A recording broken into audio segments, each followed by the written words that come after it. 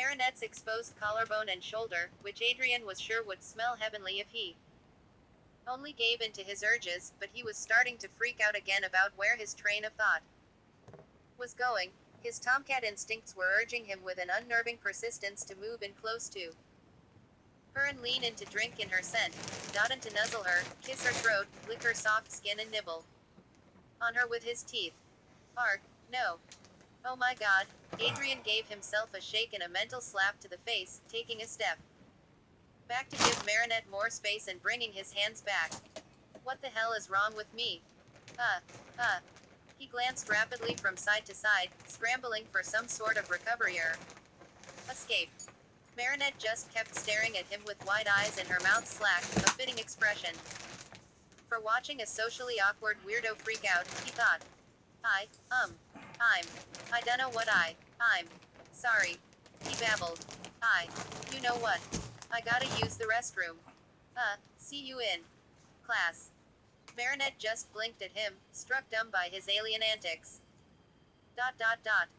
If he gently took hold of her waist and pulled her in close, would she tilt her head back and expose her throat to him when she felt his breath on her neck? What soft, lovely sounds could he draw from her, sprinkling cat kisses all over her neck and exploring the soft skin of her body with reverent hands. And now he could feel a boner coming on. Fantastic. So Adrian just made a break for it. WHYYY. Chat Noir, why are you like this? He berated himself. Maybe you can't see Ladybug as often as you want, and maybe Marinette is adorable and beautiful, but that doesn't mean you can start trying to claim Marinette, too. Tilda. The bell for homeroom rang 10, maybe 20 seconds after Adrian disappeared around the corner.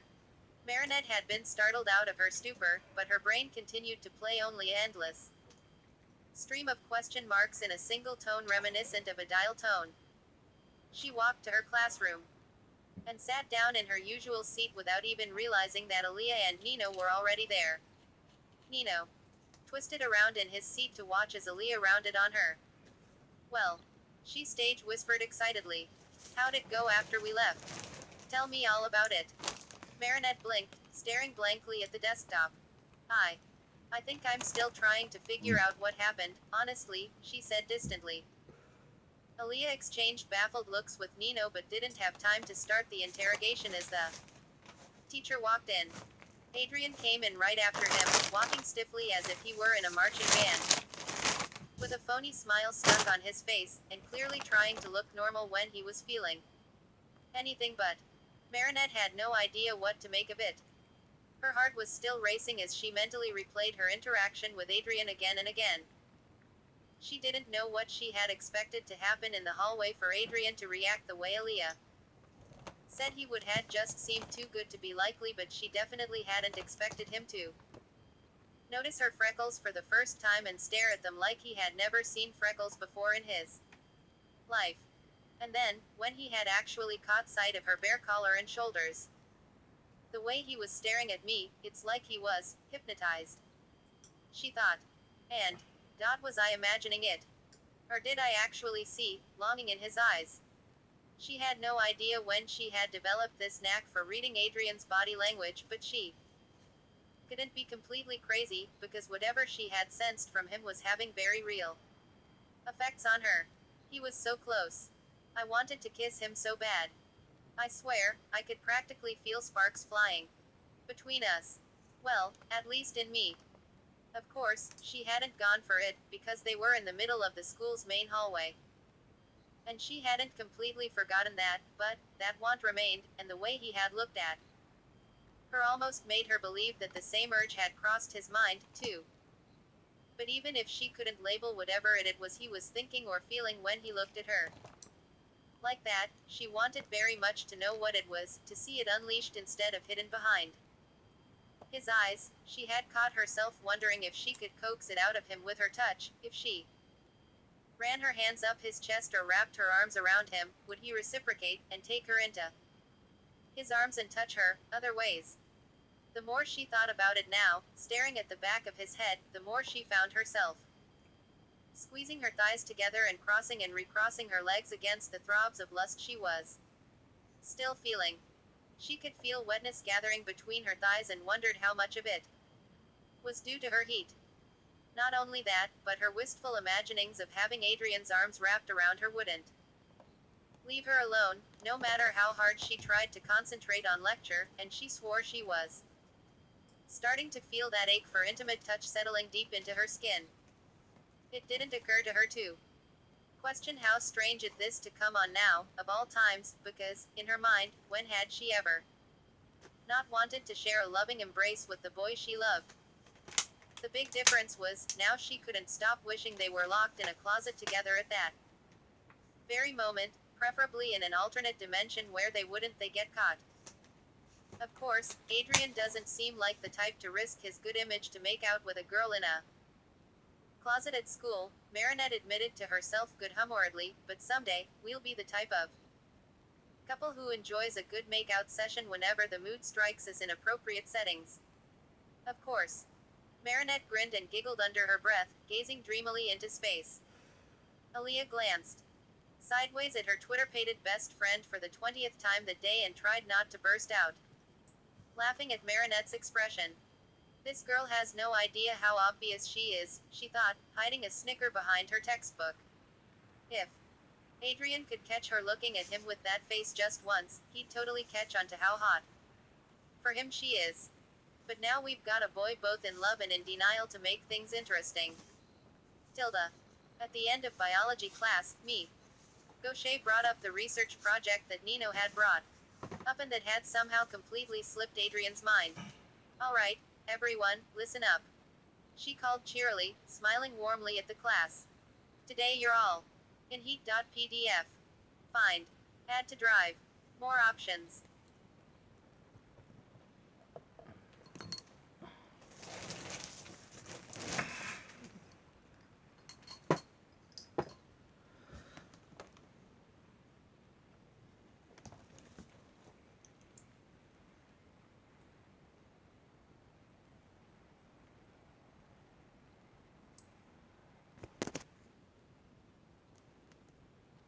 Going to get put into your groups for your first research project, and those of you who don't have sports after lunch get to go meet with your partners in the library to pick your topics and start gathering source material.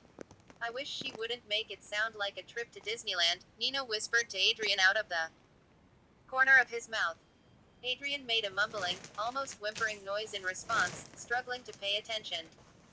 Nino turned to look at Adrian and frowned in concern, but he couldn't catch Adrian's eye. Adrian had been battling Marinette-centered fantasies and an on and off hard-on since the bell had rung for first period. He felt like his body was malfunctioning on him, and he couldn't even know if it was his heat or not that was to blame for it all, because Ladybug wasn't any part of this scenario. I'm a mess, he thought, feeling like his sanity was starting to slip away bit by tiny bit. I'm a mess, and my Kwame can't even tell me why. So, without further ado, me. Goucher whipped out a sheet of paper which no doubt held the students' names in their groups.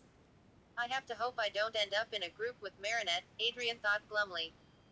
I don't know. What could happen if we have to spend even more time around each other? Group number 1 will be Aaliyah, Claire, and Elise. Somewhere behind him, Adrian heard the sound of a high five and two girls making sounds of pleasant surprise. He guessed they were close friends who were excited to be in a group together. Group number 2 will be Chloe, Felicien, and Marinette. Adrian stared at the teacher as his mouth fell open in dismay, twisting in his seat to look at Chloe. On the other side of the classroom, he saw her stand up and raise her hand, the sneer on her face foretelling some prissy protesting to come. Madame Gaucher, she said loudly, Marinette and I have been in the same class many times before, and she is impossible for me to work with. I urge you not to put us in the same group. Adrian frowned, then craned his neck to look behind him at Marinette. Big mistake. When Marinette, who was glaring at Chloe and possibly about to speak up, happened to glance at Adrian, her expression cleared and their eyes locked. It was as if time skidded right to a halt. A strange sensation ran slowly up his back, like a shiver, but lingering there, under his skin, instead of dissipating like a shiver he might get from feeling cold. In the moment, he barely noticed it. Because at the same time, that desire to steal close to Marinette and scoop her up into his arms crept over him again, much more than just a stubborn urge, but a deep, pervasive longing. He actually felt himself shift his weight as if he was about to get out of his seat, and only managed to rein himself in just in time. The way she was looking at him, he felt like she was looking into him. Seeing the black cat hiding in plain sight and just waiting for him to come to her. And somehow, he just felt so sure that if he slipped into her arms, he would find what he had been longing to find. All this time, only he had no idea what that something was. Adrian, is there something you'd like to Marinette to hear? Me. Gusher's voice shattered Adrian's trance like a whip to the face, and he yelped aloud and jumped in his seat. Uh, no, madam, sorry, I was. Rattled as he was, Adrian was drawing a blank. How was he going to get out of this? Me. Gaucher, you could switch Marinette with Adrian. Chloe cut in brightly. Adrian and I are best friends and we'd work really well together. We all have to work with people we don't get along with sometimes, Chloe, me. Gaucher said. In her overly maternal, no-nonsense voice. You won't be able to avoid it in university, and you'll do it all the time in your working life, too. The sooner you start practicing, the better. Chloe scowled, and plumped back down in her seat, crossing both her legs and her arms, as if to display the maximum amount of displeasure possible. Again, why does she hate Marinette so much? Adrian wondered glumly. Marinette gets along with everyone else I've ever seen her interact with. Everyone likes her. Adrian twisted back around in his seat to look up at Marinette again. Marinette had to resist the urge to swoon.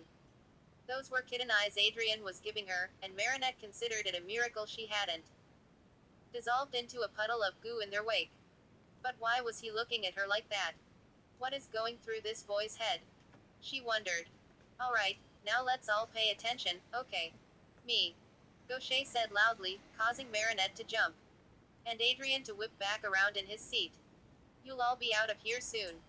Adrian ran his fingers through his hair restlessly. Even after rubbing at the itch, however, the strange sensation remained. He scratched his head again, but it didn't help. And then he noticed that his whole back was starting to crawl. Adrian hunched his shoulders and held his head in his hands in dismay. Dude, are you feeling okay? Nino asked, leaning in again to whisper to Adrian. Adrian had no idea how to respond.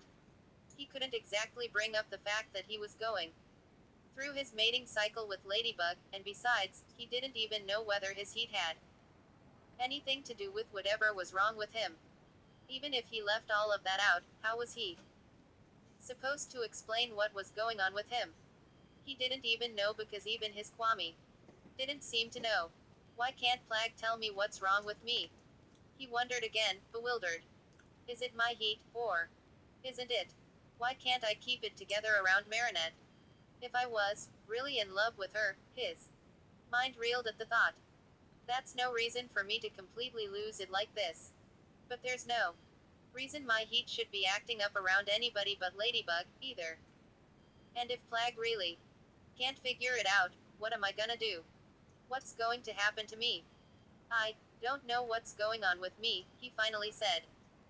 Nino wasn't expecting that, and seemed to not know how to respond. In heat.pdf. Find. Add to drive. More options.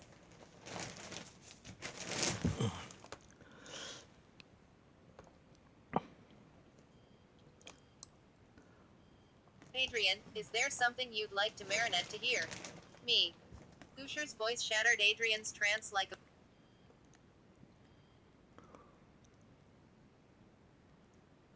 Group 3 will be Adrian, Fleur, and Lysandre. Adrian barely registered the sound of his name. He rubbed the back of his neck and then ran his fingers through his hair again. Still, he found no relief from the tingling, crawling sensation he was now feeling from the top of his head to the base of his spine. It took almost all his self-control. To not start writhing in his seat and scratching at his back, he clenched his jaw and tucked his hands under his knees. It was getting difficult to keep his breathing slow and even. And then it hit him. And he started to panic a little. Oh no. This is the itch coming on, isn't it? His eyes widened in horror as he stared blankly at the desktop. I can't do anything about it, only Ladybug can make it go away. Oh, man, how long am I gonna have to endure this? How much worse is it going to get? It's subtle enough now that maybe I could get used to it just enough to ignore it, so that nobody else notices me acting weird, but later. I don't even know if I'll be able to sleep at night. Group 4 will be Henri, Philippe, and Rose. Then he thought of Ladybug. I wonder if Ladybug's feeling miserable right now, too. I wish I could talk to her, to see how she's doing, but we can't go on patrols or call each other at all.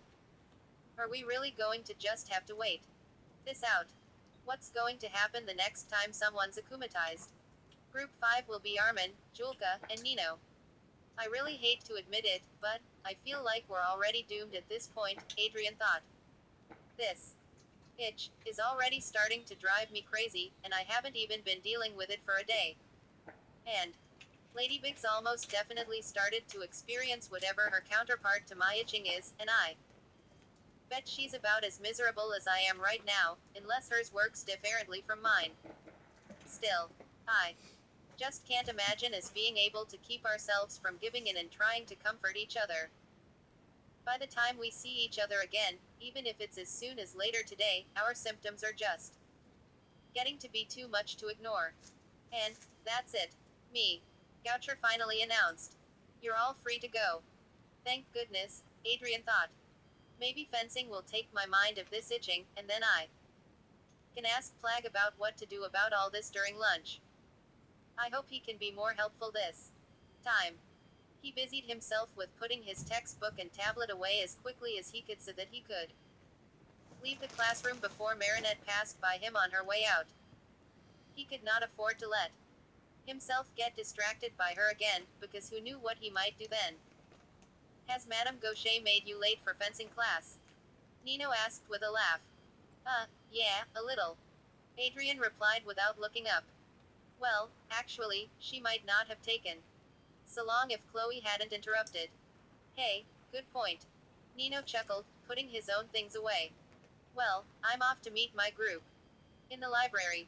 See you after lunch. Yeah. See ya. Nino stood up and clapped Adrian on the shoulder as he turned and headed out. Adrian shouldered his own bag and took a deep breath as he got to his feet. Okay, keep your eyes on the door, and just walk straight out. He thought to himself. Whatever you do not look behind you at Marinette. Somehow, amidst the clamor of 20 students all shoving school supplies into bags and filing out, he distinctly recognized the sounds of Marinette packing up her things and Marinette getting up from her seat, and if Adrian hadn't already started walking, he wouldn't have been able to resist the impulse to stay where he was. Adrian forced himself to keep walking, exiting the classroom and heading for the gym, even as his imagination played out possible scenarios for what might have happened if he had let Marinette come to him. He gathered her up in his arms and held her close, nuzzling the side of her face with his cheek and breathing in her sweet scent. She wrapped her arms around him and hugged him back, and she sighed happily as they soaked up each other's warmth. She raised her head from where she had been resting it against his chest and gazed up at him. Craning her neck, instinctively, he leaned down until his lips met hers halfway in warm, lingering kiss. Adrian clenched his jaw against another shiver that ran down his spine. Where is my heat-addled brain coming up with daydreams like this? He thought, shaking his head in dismay. There are exactly 0 reasons that Marinette would come up to me and just hug me. Out of nowhere. Although I feel like a hug would feel really nice right now, but, anyway. Kissing Marinette is also out of the question. I am in love with Ladybug, I am loyal to Ladybug, and Marinette is just a really good friend. Even if she is super sweet, and, really pretty, oh my god, pull yourself together, Adrian. But it wasn't until he reached the boys' locker room that Adrian's environment became stimulating. Enough to distract him from his thoughts. Changing into his fencing uniform did nothing to affect the itching sensation. It felt like the irritation was under his skin instead of on the surface.